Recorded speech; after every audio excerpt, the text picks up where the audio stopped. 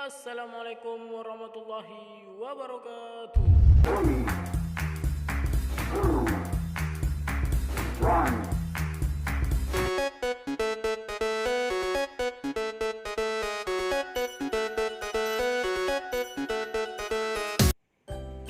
What's up guys, saya Elan Pareja. Di sini saya ingin memberikan sedikit materi pembelajaran mengenai fisika dasar. Check it out. Di sini saya ingin menjelaskan beberapa materi.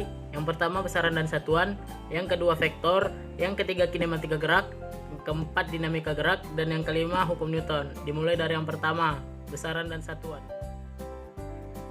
Besaran dan satuan. Besaran adalah sesuatu yang dapat diukur dan dinyatakan dengan angka, misalnya panjang, massa, suhu, dan lain-lain. Besaran fisis dibagi menjadi dua, besaran pokok dan besaran turunan.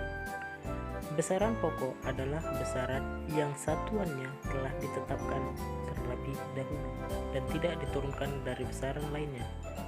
Berikut adalah besaran pokok. Besaran turunan.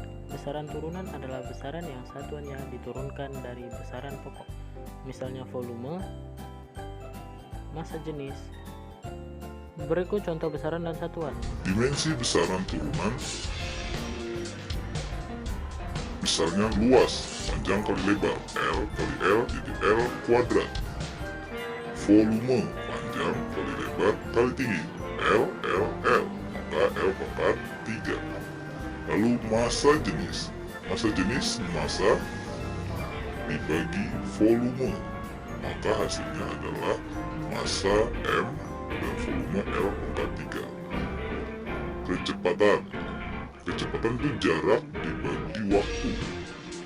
Jarak dimensinya L, waktu dimensinya T, jadi L T min 1.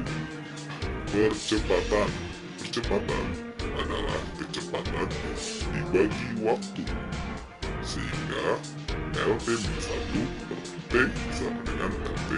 Selanjutnya besaran vektor dan besaran skalar. Besaran vektor adalah besaran yang memiliki nilai dan arah, misalnya percepatan, kecepatan, medan gaya, medan listrik, medan magnet. Sedangkan besaran skalar adalah besaran yang hanya memiliki nilai saja. Contohnya volume, waktu, kecepatan, dan lain-lain.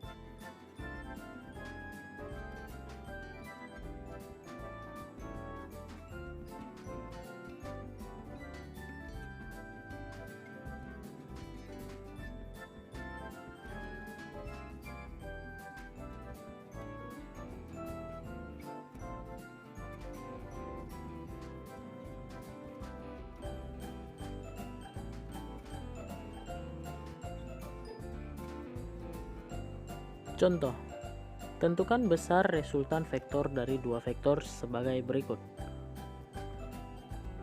Untuk mencari resultannya, kita menggunakan akar dari F1 kuadrat ditambah F2 kuadrat dengan memasukkan nilai masing-masing dari F1 dan F2. Contoh kedua, mencari resultan dari kedua vektor yang membentuk jajar genjang. Untuk menjawabnya, kita dapat menggunakan rumus R sama dengan akar dari F1 kuadrat ditambah F2 kuadrat ditambah 2F1 kali F2 dikali cos alfa.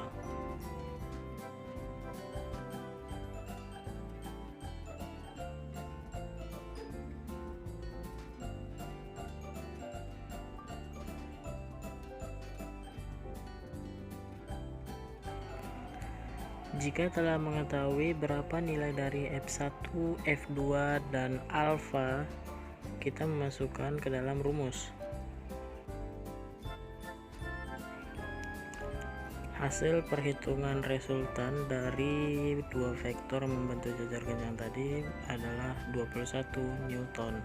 Kemudian, kinematika gerak. Suatu benda dikatakan bergerak apabila kedudukannya selalu berubah terhadap satu acuan. Gerak lurus disebut juga gerak satu dimensi.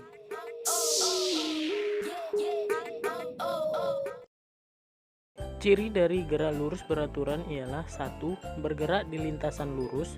2. Memiliki kecepatan tetap. Yang ketiga, tidak dipercepat atau percepatannya sama dengan 0.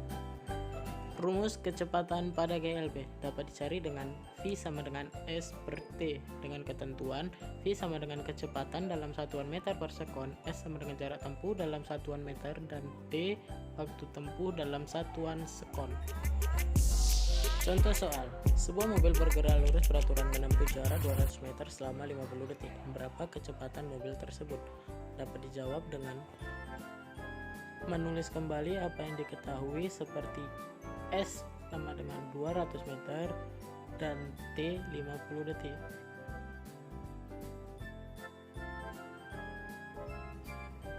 Dapat dijawab dengan menulis V sama dengan S per T, berarti 200 meter dibagi 50 detik, menghasilkan jawaban 4 meter per sekon. Contoh soal 2. Jika sebuah benda bergerak dengan kecepatan 20 meter per sekon, berapakah perpindahan benda selama 2 menit? Dapat dijawab dengan menulis kembali yang diketahui V sama dengan 20 meter per sekon dan T sama dengan 2 menit. Karena satuan T masih dalam menit, kita ubah ke detik dengan mengalihkan 60 menjadi 120 detik. Maka untuk menjawabnya, S sama dengan V kali T. 20 meter per sekon dikali 120 detik. Jarak tempuhnya adalah 2400 meter. Lalu dinamika gerak dan hukum Newton.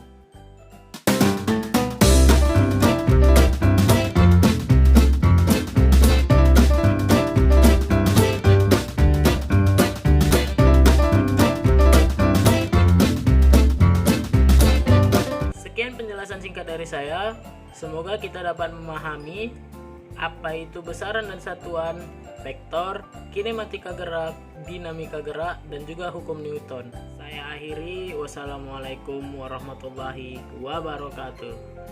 See you.